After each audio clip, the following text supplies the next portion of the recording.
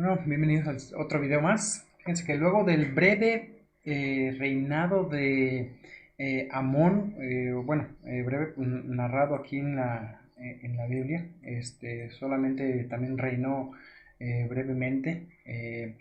Dice que hizo lo malo, reinó solamente 2 años, eh, siguió viviendo como lo hacía Manasés, y sincretismo, idolatría, y por ese miedo a un reino de perversión, algunos de sus oficiales lo mataron, planearon matarlo, lo mataron y posteriormente son juzgados y ejecutados.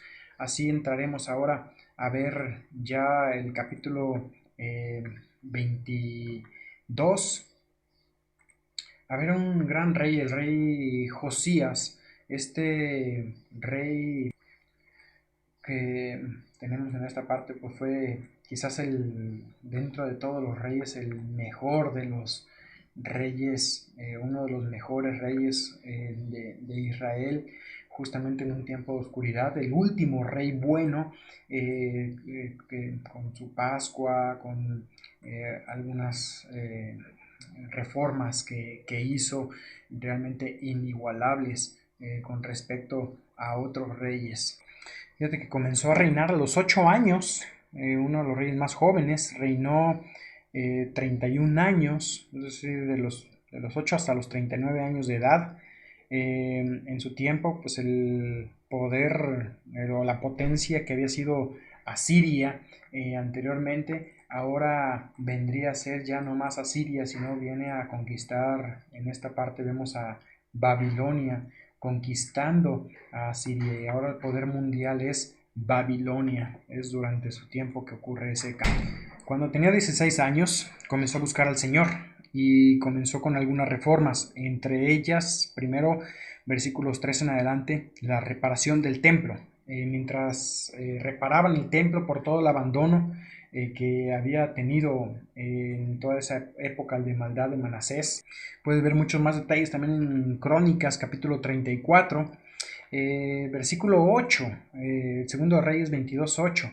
Vemos aquí que encuentran abandonado entre las ruinas al libro de la ley. Así que Hilcías encuentra una copia de la ley. La ley equivale de Deuteronomio al Pentateuco, y se le entrega esa copia al rey. Si leemos aquí un poco en el versículo 10, dice que Safán declaró al rey diciendo al sacerdote Hilcías: ha hallado un libro. Lo leyeron, y cuando leyeron la ley delante del rey, el rey rasgó sus vestidos, se dio cuenta de todo lo que habían hecho y manda preguntar a Dios por la maldad pues que habían cometido, y Dios le responde. Dice versículo 15, así ha dicho, a través de una profetisa, le responde: así ha dicho Jehová, el Dios de Israel, decid al varón que os envió a mí, así dijo Jehová: he aquí yo traigo sobre este lugar, sobre los que moran, todo el mal del cual habla este libro de la ley, porque me han dejado, versículo 17, me provocaron una ira con la obra de sus manos. Pero fíjate las buenas noticias, versículo 18, mas al rey de Judá que os ha enviado para que preguntáis a Jehová, diréis así: así ha dicho Jehová, el Dios de Israel, por cuanto oíste las palabras del libro y tu corazón se enterneció y te humillaste delante de Jehová cuando oíste lo que yo pronuncié contra este lugar y contra sus moradores, que vendrán a ser asolados y malditos, y rasgaste tus vestidos y lloraste en mi presencia, también yo te he oído, dice Jehová. He aquí que yo te recogeré con tus padres, y serás llevado a tu sepulcro en paz, y no verán tus ojos todo el mal que yo traigo sobre este lugar. Y ellos dieron al rey la respuesta. Qué gran lección, ¿no?, tenemos aquí. ¿Qué sucede con nuestro corazón cuando nosotros escuchamos la palabra de Dios? El rey se enterneció en lugar de endurecerse. La palabra de Dios puede endurecer tu corazón cuando te acostumbras y ya estás tan metido en la ley, y viene a ser la ley fastidio. Estudiar la Biblia se ha transformado en un fastidio quizá para ti, y eso puede traer juicio a tu vida. No dejes que eso suceda. que las historias que estamos estudiando, que tu contacto con la Biblia suavice tu corazón y te haga entender todo lo que Dios tiene para ti. Terminamos capítulo 22 ahora, ya vamos a entrar aquí al capítulo 23, se hace la lectura de la ley. En el versículo 22 dice que todos escucharon, versículo 22 al final dice oyéndolo ellos todas las palabras del libro. Versículo 3, poniéndose el rey en pie junto a la columna ahí en el templo, hace un pacto con Dios que irían en pos de Jehová, que guardarían sus mandamientos y sus estatutos con todo el corazón y con toda el alma, que cumplirían las palabras del pacto que estaban escritas en aquel libro, y todo el pueblo confirmó el pacto. Así empiezan entonces las reformas de Josías. El apunte menciona brevemente esas: quemaron todo lo relacionado con el paganismo, destruyen todo lo que son los altares a cera, los altares idólatras, eh, eh, la imagen de acera sacada del templo, el templo es purificado. Él menciona aquí los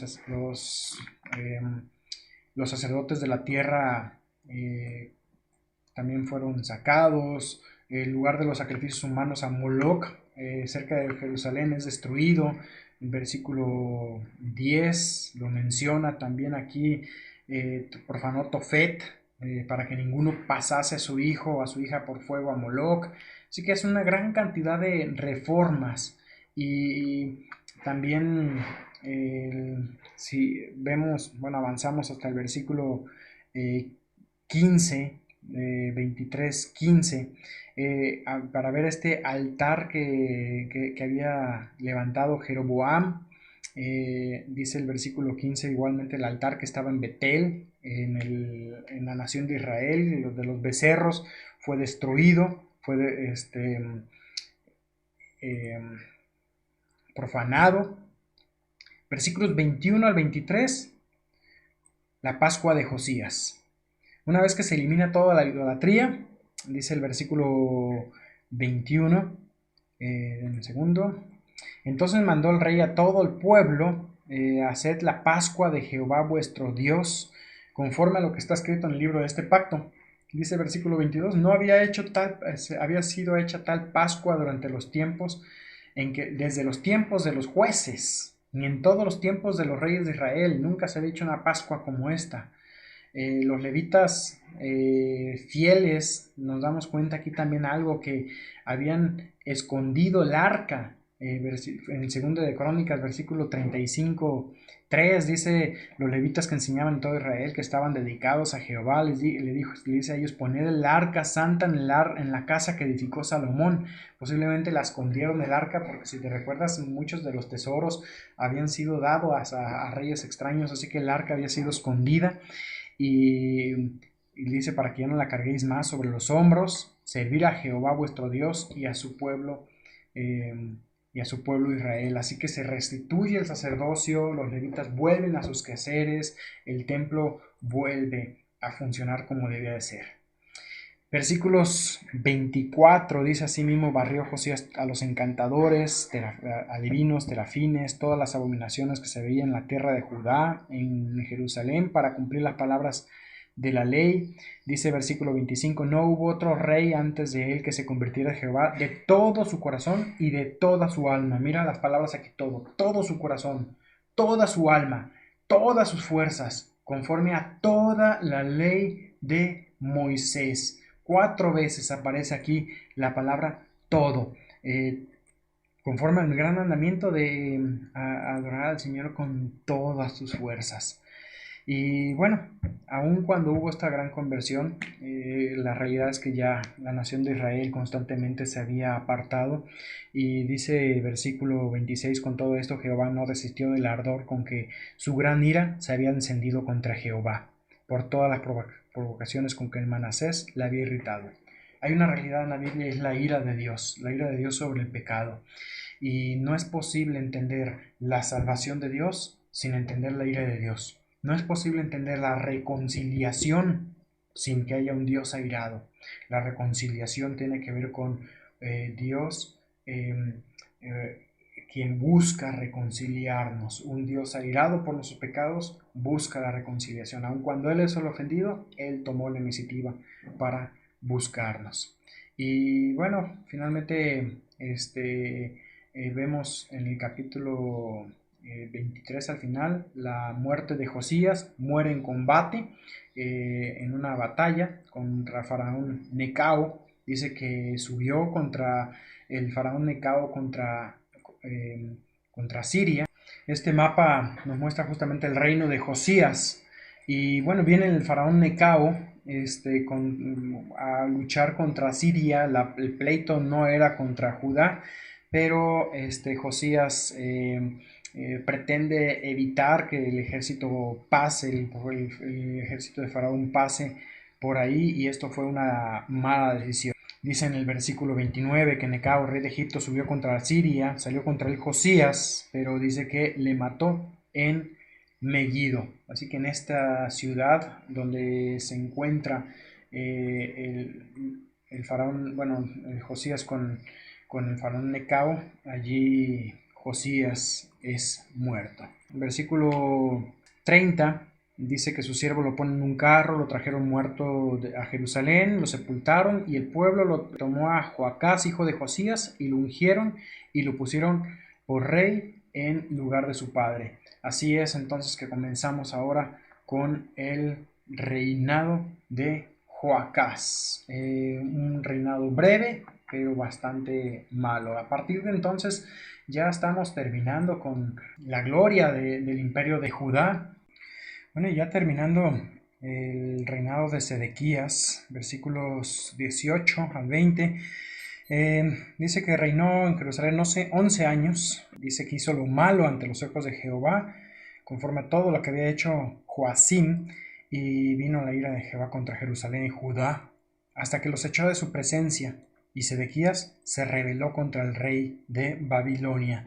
Hace un pacto con el rey de Egipto, pero dicho pacto, todo esto también si tú lo lees Jeremías, Jeremías profetizó durante este tiempo, y verías aquí todo este asunto. Jeremías descendió a Egipto cuando huyeron, y en Jeremías 37, 38 puedes ahondar un poquito más en esta información. Ya no vas a encontrar tanta información en crónicas al respecto, pero sí también en Jeremías encontrarás más. Capítulo 25, que ya es el último capítulo, el último sitio de Jerusalén. Ya aquí entraríamos a lo que es el inicio oficialmente de lo que conocemos como la cautividad. El apunte marca una fecha muy importante. Dice: en enero de 588 a.C. Nabucodonosor vino otra vez contra Jerusalén. Egipto vino en su defensa, pero Babilonia los derrotó. El muro de Jerusalén cayó en julio del año 586 a.C. Esto marca entonces la derrota final de Jerusalén. Y dice: los pocos soldados que sobrevivieron, según lo vemos ahí en el versículo 16, dice: a todos los hombres de guerra, que fueron 7,000, los artesanos, herreros, que fueron 1,000, a todos los valientes para hacer la guerra, llevó cautivos el rey de Babilonia. Así que unos cuantos miles. Sedequías huyó con ellos, pero fueron capturados cerca de Jericó y llegados a Ribla, cerca de Damasco, ya en lo que hoy en día es Siria. Ahí estaba Nabucodonosor en sus campañas, era el centro de comando de Nabucodonosor. Algo muy interesante es que Jeremías había profetizado, le había profetizado a Sedequías. Si tú lees Jeremías 32:4, le dice: y Sedequías, rey de Judá, no escapará de la mano de los caldeos, sino que de cierto será entregado en mano del rey de Babilonia, y hablará con él boca a boca, y sus ojos verán sus ojos. También en Jeremías 34 lo vuelve a decir, 34:3. Dice: no escaparás tú de su mano, sino que ciertamente serás apresado, y en su mano serás entregado, y tus ojos verán los ojos del rey de Babilonia. Así que la profecía era de Jeremías era que sus ojos verían al rey. Pero Ezequías había profetizado que iba a ser llevado a Babilonia, y sus ojos no verían la ciudad de Babilonia. Dice: delante de sus ojos los llevarás sobre tus hombros, de noche los sacarás, cubrirás tu rostro y no mirarás la tierra, porque señal te ha dado a por señal se te ha dado a la casa de Israel. Y también en Ezequiel 12, 12, dice, y al príncipe que está en medio de ellos, es decir, Sedequías, llevarán a cuestas de noche y saldrán por la pared y abrirán paso para sacarlo por ella cuando huye de la ciudad. Esa es la profecía de la huida. Cubrirá su rostro para no ver con sus ojos la tierra, mas yo extenderé mi red sobre él y caerá preso en mi trampa y allí haré llevarlo a Babilonia, tierra de los caldeos, pero no la verá y allá morirá. ¿Cómo es que iba a ver al rey de Babilonia pero no iba a ver la tierra de Babilonia? Fácil, vio a Israel, vio a Nabucodonosor justamente en Damasco, no en Babilonia, ahí se encuentra con él, le sacan los ojos y finalmente lo llevan. Versículo 7, degollaron a los hijos de Sedequías en presencia suya, y a Sedequías le sacaron los ojos, y atado con cadenas, lo llevaron a Babilonia. Toda esta profecía está cumplida, versículo 3, cuando huyen por el hueco en la pared y son capturados. Y así llegamos entonces al versículo 8. Dice, en el mes quinto, a los 7 días del mes, siendo el año 19 de Nabucodonosor, rey de Babilonia, Nabucodonosor manda a Nabuzardán, capitán de la guardia, y manda a incendiar a Jerusalén. Dice versículo 9, quemó la casa de Jehová, la casa del rey, es destruido este templo que había construido el rey Salomón, es destruido, todas las casas de los príncipes quemó a fuego y derribó los muros de la ciudad de Jerusalén, versículo 10. Así la ciudad es destruida, es dejada sin defensa para que no se vuelva a rebelar. Y si ustedes ven aquí el mapa final, ya estamos, Joaquín termina su reinado, es llevado a Babilonia, o sea, su reinado es muy corto, es esta línea café, pero sigue vivo. Si tú recuerdas, en 24:15, Segundo de Reyes 24:15, vamos a brevemente leer ese pasaje. Dice, asimismo llevó cautivos a Babilonia Joaquín, a la madre del rey, a las mujeres, ya estaban cautivos allá. Sedequías es el que le sacan los ojos. A Joaquín estaba cautivo allá, preso, desde el primer destierro. Y vamos a terminar ya el capítulo 25, nada más viendo una misericordia que tiene el rey y una misericordia que Dios mismo le extiende al rey Joaquín.